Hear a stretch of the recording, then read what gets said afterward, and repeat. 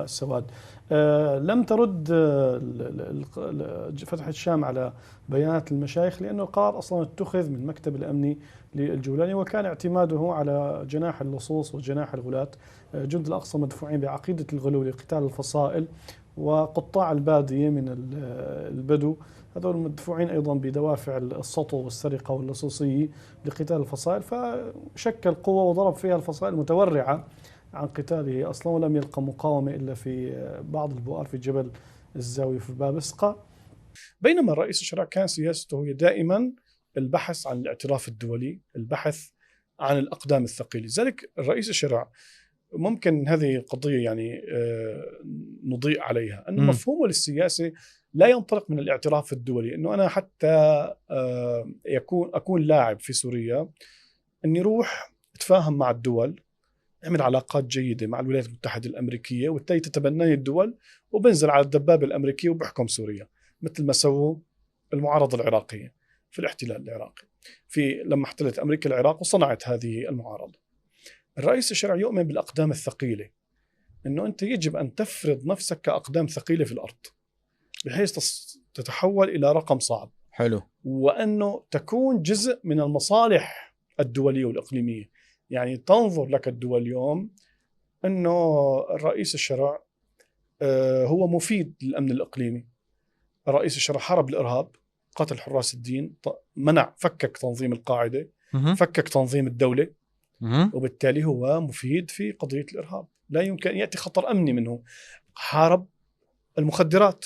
حلو. بينما كان نظام الأسد شو عم بيعمل؟ عم بيصنع المخدرات، كان عم بيستثمر بالإرهاب، ما هيك؟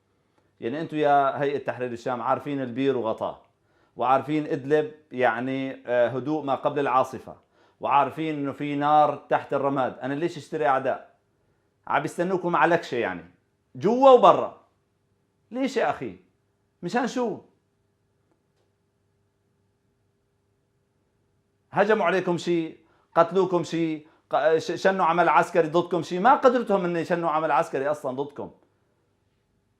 انتم اكبر قوة الان في ادلب عسكريا، بقصد، لان احرار الشام اخذ وضع المحايد، يعني على اساس هي الضامن لاي اقتتال. ما بتسوي، هي مشلولة، ما بتسوي شيء.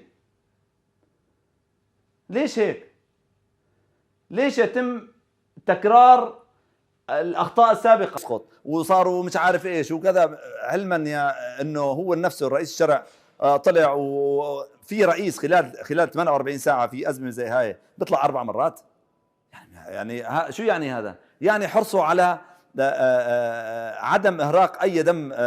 الحقيقه يعني خطاب الجولاني خطاب عادي، هو ليس اول مره، خطب عده مرات، وفي كل مرحله من مراحل تغير التنظيم، سواء عندما انفك عن تنظيم الدولة أو عندما ارتبط بالقاعدة أو عندما انفك عن القاعدة، عندما بنى هيئة تحرير الشام.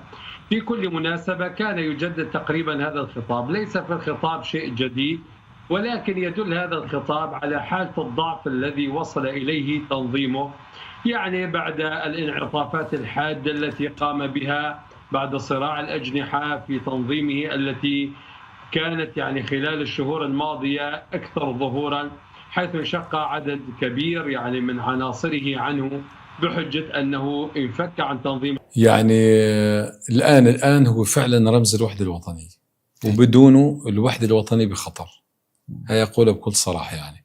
والسبب قدرته على يعني التسديد والمقاربة بالمصالح الوطنية، يعني ما عم يجي على جانب على حساب جانب آخر.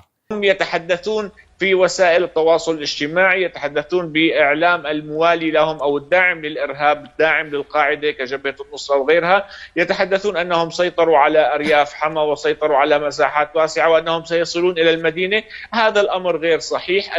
حما يعني بالعكس الجيش العربي السوري يأخذ بها المبادرة. نعم. ويقوم ب طيب. يعني الأتراك بيأكدوا أن هم ما لهمش علاقة بهجمات هيئة تحرير الشام.